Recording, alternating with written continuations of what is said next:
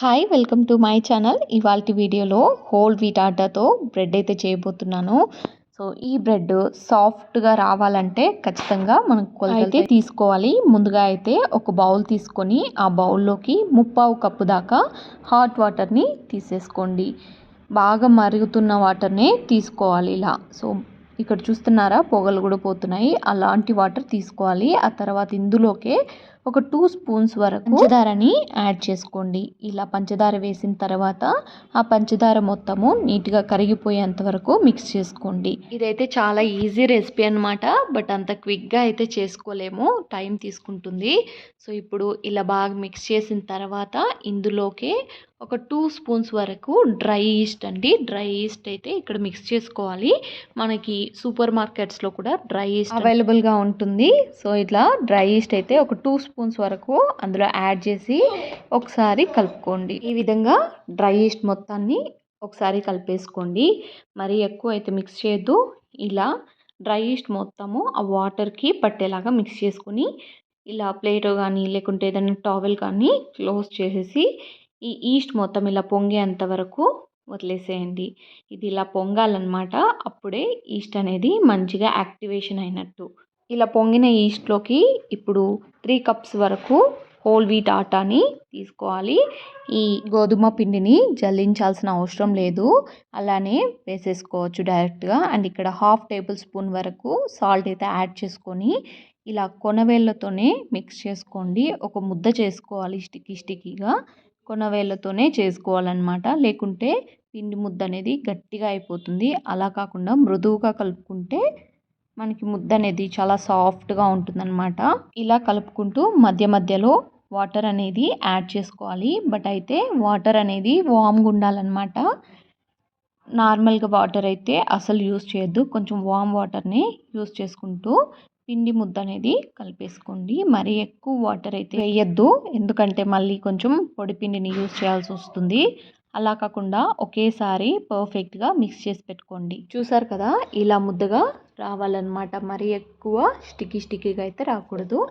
ఇలా వస్తే సరిపోతుంది. ఇప్పుడు చపాతీ పీట తీసుకొని ఆ పీట పైన ఈ ముద్ద ఏదైతే మనం కలుపుకున్నామో ఆ ముద్దని అక్కడ ఉంచేసి ఇక్కడ 2 టేబుల్ స్పూన్స్ వరకు మనకి బటర్ అయితే అవసరమవుతుంది. నేను ఇక్కడ హోమ్ మేడ్ బటర్ని యూస్ చేస్తున్నాను. సో ఆ బటర్ మొత్తాన్ని ఈ ముద్దలోకి వేసి కలిపేసుకోవాలన్నమాట. ఈ బటర్ మీరు బయట నుంచి తెచ్చుకున్న బటర్ అయినా ఓకే, ఇంట్లో బటర్ అయినా ఓకే.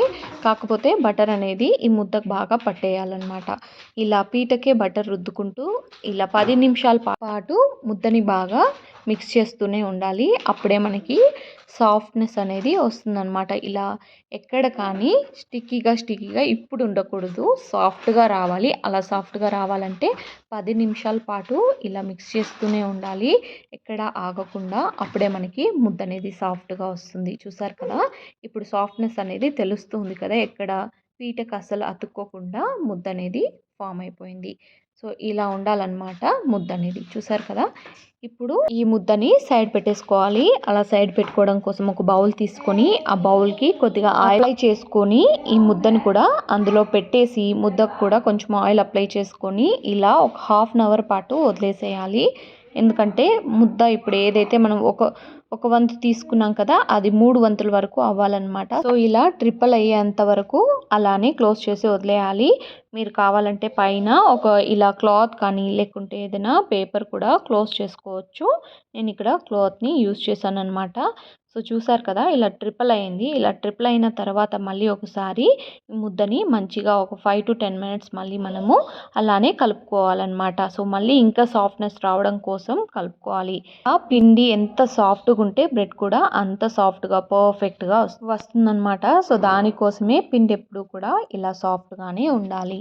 ఇలా 5 మినిట్స్ పాటు వదిలేసిన పిండిని ఇప్పుడు తీసుకొని ఇలా చపాతీ కర్రతో మంచిగా రోల్ చేసుకొని ఇక్కడ ఎడ్జెస్ ఉన్నాయి కదా, కింద నుంచి ఎడ్జెస్ అనేటివి క్లోజ్ చేసుకుంటూ మనం ఈ పిండిని తిప్పుతూ రావాలన్నమాట. రోల్ చేసుకుంటూ రావాలి.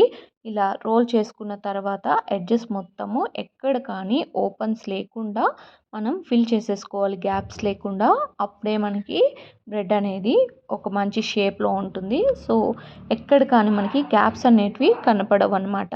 ఎడ్జెస్ అనేటివి మంచిగా ఫిల్ చేసేసుకోవాలి. ఇక్కడ వీడియోలో చూపిస్తున్నట్టుగా ఎక్కడ కానీ మనము ఓపెన్స్ అనేటివి పెట్టకుండా క్లోజ్ చేసేసుకోవాలి. ఇలా ఆయిల్ అప్లై చేసి ఫైనల్‌గా మనము మళ్ళీ ఒకసారి ఫుల్‌గా క్లోజ్ చేసేసుకోవాలి.